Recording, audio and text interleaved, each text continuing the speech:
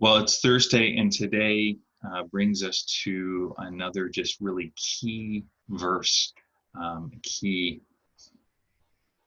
foundational dynamic that's found within not just these first three, but the first 11 chapters of Genesis. And we're looking at verses 14 and 15 today. Uh, and these are the beginnings of the consequences upon creation, the curses. And again, curse doesn't have to be a fully negative context as in something that's antagonistic or against, but it's a lack of, or it's basically an opposite of the blessing and the flourishing that God had designed and desires to give. And again, these are based on and in direct kind of correlation to humanity's decision to take responsibility for defining good and evil on our own terms with our own autonomy that God gave us, but it's to use to surrender to Him. Now, all the serpent, Eve, and Adam, they all received consequence for their actions. Each had a key, or we see key relationships affected because sin, rebellion against God, and that's not just necessarily active actions, behaviors, character qualities against God, but it can also be just a failure to do what's right.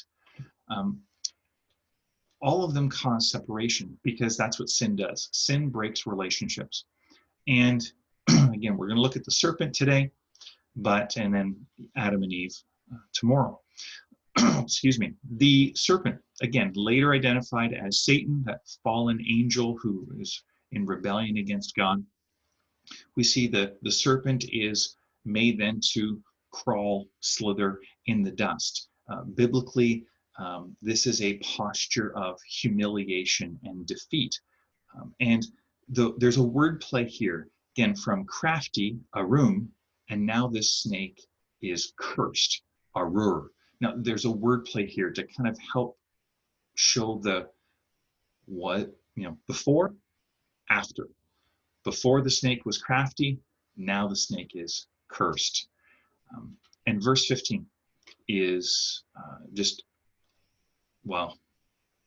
is a verse that scholars actually debate how much information is this verse meant to portray.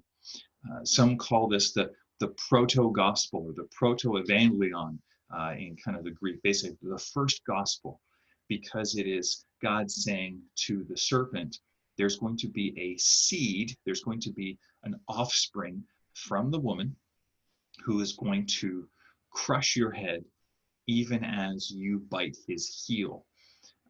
So some have said, well, this is just talking about why we don't like snakes. There's way more than that going on here. Is this a direct reference to the Messiah who's going to come? Maybe not in the context of Messiah, but at the very least to ancient readers, to the first generation who would have been hearing this through Moses, it was an understanding that there is someone who is going to come. There is one among the many offspring of Eve. There is one who's going to come who is going to break the curse, who is going to undo what the serpent had instigated and prompted humanity to do. So it's not just undoing the serpent's actions, but undoing humanity's as well. And so there's just a base foundation being laid in this verse that's leading to an expectation by the readers of who is this one who's going to come, who is going to be this offspring to make things right again. The bigger context to allow us to be back into God's presence and back to the garden and back to the tree of life. And part of this is going to be a wounded victor, that this person is going to be wounded even as they bring victory. And so in the Old Testament, the readers of the Old Testament books would have been looking at, Noah, Moses, Abraham, David, Solomon, Daniel, these great figures. Are they going to be the one? Is it them? And we see none of them ultimately will. It comes to Jesus. on the cross, wounded for our transgressions, and yet in that brought healing and rescue and salvation. So here is the question for today. Who are you looking to for rescue in your life?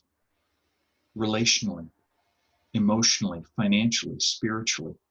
I want to encourage you to think of Psalm 121, verses 1 and 2. It says, I look up to the mountains. Where does my help come from? My help comes from the Lord, the maker of heaven and earth. Allow him to guide you today. And as you do, may the Lord bless you and keep you. May the Lord make his face to shine upon you. May the Lord be gracious to you. And today, would you know his peace? God bless.